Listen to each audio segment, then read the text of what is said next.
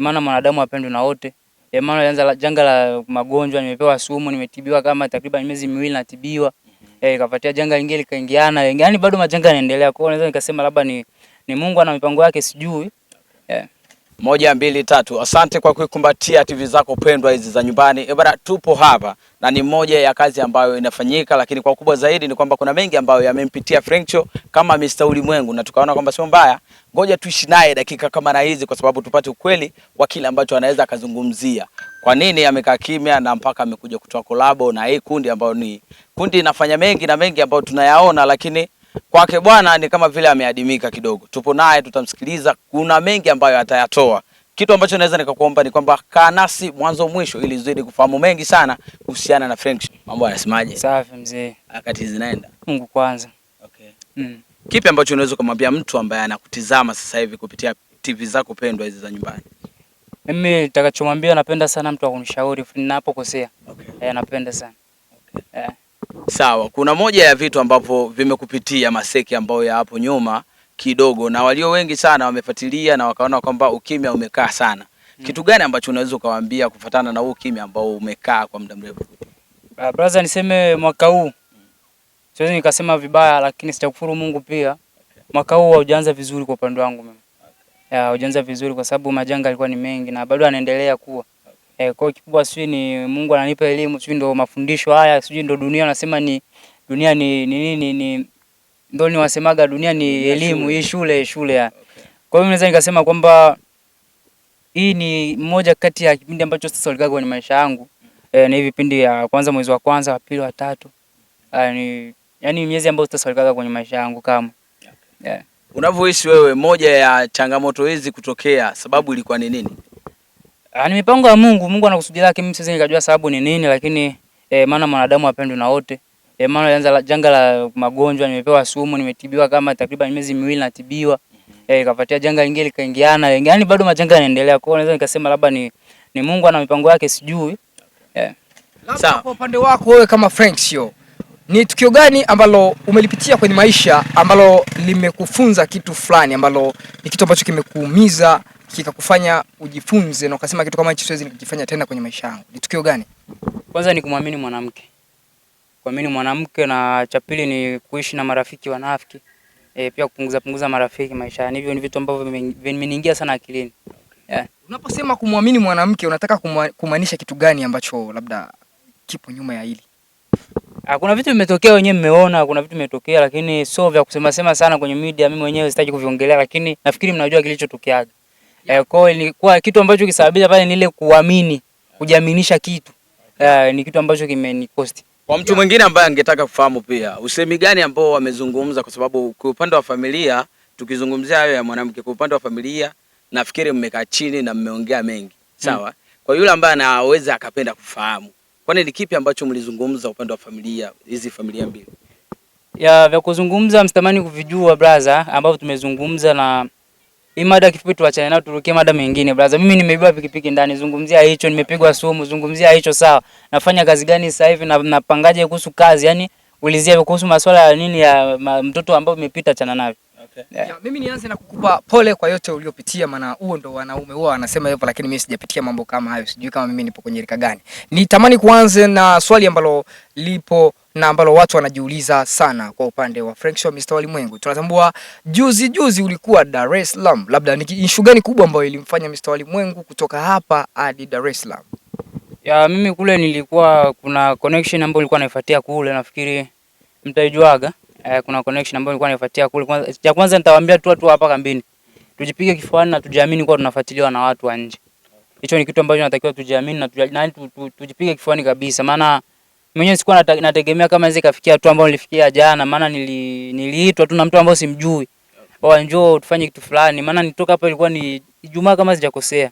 Nifanya kama siku ngapi tu vitana nimerudi hapa. Kwa hiyo kuna vitu kwenda kuviweka sawa kule, nafikiri Mungu akisaidia tutaangalia cha kufanya, nitawajuza kinachoendelea.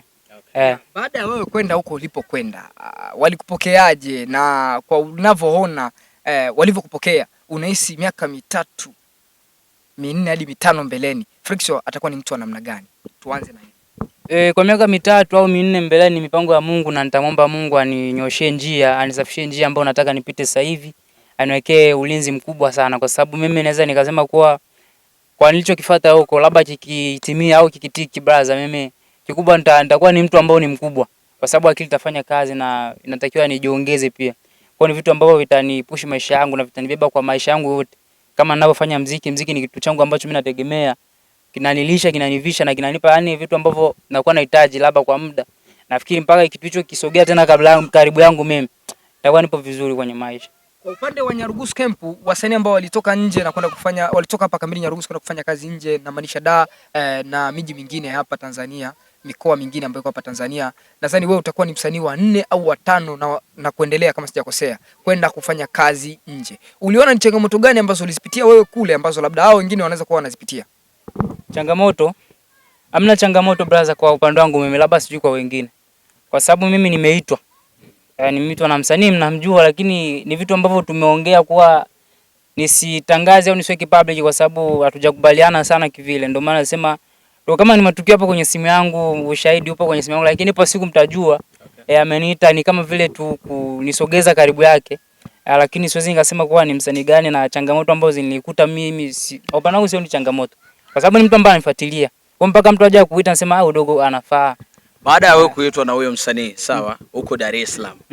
Kitu gani ambacho umejifunza wewe kama wewe kupitia na hii sanaa ambayo mnaifanya hapa nyumbani? Tujipige kifuani brother, na bidii ndio kitu ambacho kinasababisha sisi tutafutwe. Tunasikilizwa na yani wanatusikiliza sana, wanatupa sikio sasa hivi. Katika kambi za wakimbizi, Nyarugusu ni kambi moja hapo ambayo yani tuseme tuna nguvu kuzidi hata Kigoma mkoani hapa. Tuna nguvu kubwa sana. Kwa mtu ambaye angetaka kufahamu pia, sawa, turudi nyuma kidogo. Ngoma yako tuliona ambao uliposti, sawa, watoto 2000, baada ya hapo ikashuka. Unawawekaje wazi kuhusiana na hilo ambalo limekukumba kadiri na yale changamoto ambazo zimekukuta pia? Kwa hiyo nyimbo pia ni changamoto. Yaani mimi changamoto mwaka huu ni nyingi sana. Pia ni changamoto moja hapo ambayo imenikuta mimi. Kwa sababu nyimbo nilikuwa naipenda sana. Nyimbo kali brother, ukisikiliza nyimbo kali nzuri ambayo nilikuwa naikubali sana. Lakini changamoto ilikuwa kwa upande wa kuposti, nikashangaa na posti wananiletea report copyright. Kajaribu kufuatilia, nikafuatilia. Wacha nao kwa sababu ngoma ni nyingi ambazo mimi ninazo. Zipo store, ngoma ni nyingi sana na nafikiri nitafanya makubwa sana. Kikubwa tumombe Mungu azidi kunipashia uzima na changamoto au hizi balaa ambazo zinanikuta zisiendelee. Zisiendelee, naomba Mungu sana. Mr. Ulimwengu, mpaka huyo jamaa kuite, sawa, itakuwa kuna kazi yako ambayo ameiona akavutiwa nayo. Unahisi labda ni kazi gani? Kwa hiyo alivyosemaga ananifuatilia sana, na baada ya kuona kazi zangu anafuatilia channel yangu yote, kwa kazi zangu zimemfurahisha. Alisema kazi zangu zimemfurahisha na ametokea kuvutiwa nazo. Kwa labda anaweza kanisogeza karibu yake, ikawa ni hivyo. Kwa ni sio sema ni kazi moja, hapana, ni kazi zangu mimi. Na kipindi chote hicho ulikuwa unatoa wimbo ni kama ulivyotoa watoto 2000 lakini ikawekwa down. Sawa? Utofauti gani ambao unaona wewe baina yako wewe na huyo jamaa? Utofauti? Hamna. Hamna utofauti. Kwa mtu mwingine angetaka kufahamu, ni msanii ambaye anashikiliwa na lebo au ni msanii ambaye anajitegemea mwenyewe? Ni anajitegemea. Okay. Lakini inaweza ikawa vyema sana watazamaji wa TV zetu hizi wangetamani pia kupata hata moja ya uondo wa kitu ambacho labda kule alikwambia kwamba mjaribu, ikawa kwamba ugumu fulani ambao umetokea. Brother yule ni mtu kwanza ana kamati, tuseme msanii yule ana kamati. Okay. Na ni mtu ambao ana crew ambayo inamzunguka. Kwa hiyo kuna kitu hiki amekitoa kama vile pendekezo, lazima kwanza akifikisha kwa kamati yake, mabosi, mameneja wale. Mimi kuna msanii fulani hapa nini nataka 1 2 3. Wakimruhusu watanipigia simu. Maana ni kitu tumefanya mimi naye, sawa? Kwa hiyo anapeleka taarifa, wakimruhusu atanipigia simu. Kwa sababu walisema nisije nikamtaja kama, kwa sababu watasema wao unajua kamati ya wasanii inakuwa na vitu vingi. Sema wao dogo, mbona unaanza kujichukulia maamuzi nini kabla hujatushirikisha? Kwa hiyo inakuwa ni Okay. Tuachane na hilo, maana hilo tayari limepita. Na hata nikiuliza siri ambayo hainihusu. Nirudi upande wa pili ambapo mlifanya kazi na mpaka muda huu hatujaiona ambayo mlifanya wewe na Wiz Genge pamoja na Dogo Fumba. Hii imekaje hadi mkaamua kufanya kazi kama ile ambayo inaitwa kwa jina la Boro? Na Boro inamaanisha kitu gani? Boro Boro ni kwa upande wangu mimi nachukulia vile stare yangu, kwa sababu kama mimi napambana, labda mwisho wa siku najua tu nitatamani mwili nao utakuwa na haja zake, utahitaji kitu fulani. Hiyo kitu yani nafikiri mnaelewa. Kwa hiyo ni kazi ambayo ipo na tulimaliza location jana.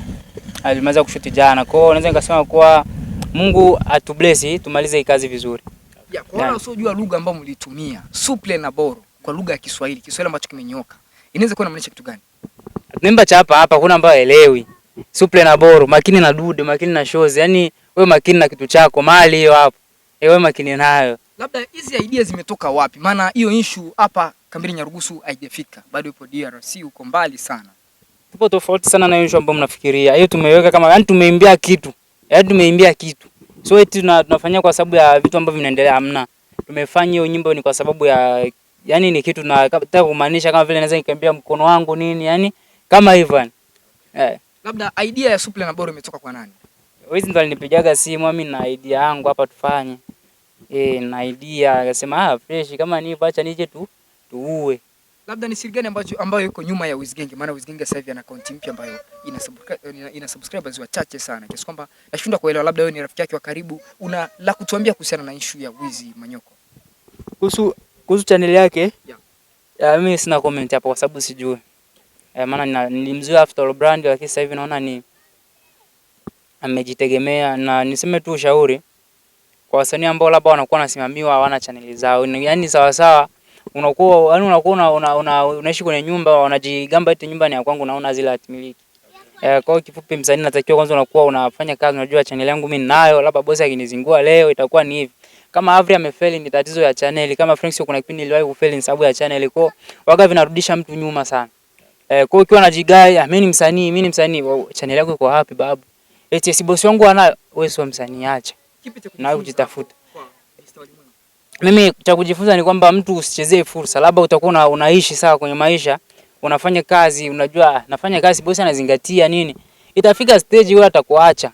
Na atakuacha, atachukua channel yake, atakuacha hivyo hivyo. Kwa ule muda labda unajikuta Pin Flambo nilikuwa na jina, tulikuwa nifuatilia sana, nikitengeneza kitu changu labda tu wangipokea kwa kubwa, lakini mtu unajikuta cha kuwa down sana, cha ushaasha kuvunja nguvu manager, afu unaanza kujiuza acha sasa nitengeneze channel yangu, acha nizingua hapo, hapo ndio umefeli. Kwa manager ikutafuta, jaribu kuongea naye, mimi channel nahitaji nimiliki kila kitu, labda mwisho siku utakuja ufeli, mimi naomba kuendelea naye, itakuwa kama hivyo. Na kipindi anakupigia simu Wizgenge, sawa, akakwambia eti ana idea ya 1 2 3, ni kipi ambacho alichozingatia? Kwanza ambacho alizingatia kwa upande gani labda? Upande labda wa malipo. Mimi Wizgenge siwezi nikamtoza hela kwa sababu ni kama vile mshikaji sana, tunafikiri wenyewe mnaelewa. Siwezi nikamlipiza hela, labda tuseme kuna ile ya sabuni alinipaga, ndio, sio kwamba hajanipa. Kuna sabuni alinipa, kiso malipo ambayo naweza nikalipwa mimi Franks, hapana. Kwa mtu mwingine ambaye anazoea sana kusikia kauli kubwa za Wizgenge ni kwamba uoga anapiga ngoma na anazidi kutaja waenzie wasanii kwenye ngoma zake, lakini moja ya kitu kikubwa ambacho watu uoga wanashangaa ni kwamba wewe ni moja kati ya wasanii uoga hawataji au kutoa maneno machafu kupitia wewe. Ni kipi ambacho uoga mnakiweka siri kati yako wewe na Wizgenge? Ni mtu ambaye uoga anaimba muziki fulani, labda tuseme wa kuchamba. Okay. Labda ni mtu anaga nachukulia mimi naimba kitu fulani, sawa? Jina fulani ikimjia pale anaiweka tu. Yaani hata kwa ikijia ati fulani ndo fulani, wewe unaweka. Kwa sio kwamba aje kunitamia, sijui. Maana mimi sipo kwenye akili yake. Akijisikia gazi labda siku moja anihitaji kwenye nyimbo yake, hata niweka tu. Okay. Walio wengi uoga wanafikiri kwamba ni njia ambayo uoga anajitengenezea kwa sababu ya kutoka. Kwako wewe pia unaweza ukakubali hilo? Hilo mimi naweza nikalipa 90% kama 90 hivi, kwa sababu nyimbo za matusi ndo ambazo zimemtoa. Okay. Kuna aina mbili za nyimbo ambazo zimemtoa, kuna za matusi na za uganga. Hizo mbili ndo zimemtoa. Okay. Kipi ambacho unaweza kuwaambia watazamaji, kile ambacho unaweza kuwaaga pia? Mashabiki zangu nawapenda sana, na naombeni tu mniombee kwa Mungu majanga yaniishe na nitoke, maana mwaka huu sio mzuri kwangu. Niseme tu najipambania hivyo hivyo. Nafikiri hapa tupo kwenye location ya The Best Sound na Franks. Suni nitawapa mimi mwenyewe, nitasimamia kazi, maana dogo ana kipaji, mimi nitamsupport. Suni nitawapa tarehe ya kutoka kazi nini, kila kitu nitawapangeni fresh. Ukweli mkubwa ambao umeufanya wewe na The Best Sound ni upi? Ukweli gani? Wote ule kupitia kwenye sabuni au tusema kwamba malipo mpaka umekubali kufanya nao, kwa sababu kitu ambacho umezingatia sana ni collab tofauti na kutoa ngoma zako mwenyewe. Malipo brother waga ni siri ya mtu, na maongezi waga naweka mtu, naangalia kwanza thamani ya mtu. Huyu ukoje, naweza nikamchaji ngapi, kawa ni hivyo. Naweza nikafika kwa msanii akasema udogo, unajua mimi na fanya yani sikulipi chochote, yani mulipi chochote, tufanye for free. Kwa hiyo au mtanipa hela kadhaa tufanye hivyo hivyo. Kwa hiyo inakuwa malipo ni kitu ambacho inaga kipo private. Yeah. Bwana, nafikiri umesikia mengi sana kutoka kwa Frank Show kwa yale ambayo yamempitia na moja ya vitu ambavyo vipo kwenye maisha yake. So naweza nikakwambia ni kwamba usisahau kusubscribe, kulike na ucomment kwa sababu utakuwa umetisha zaidi sana. Kaa nasi utafahamu zaidi mengi. Chao.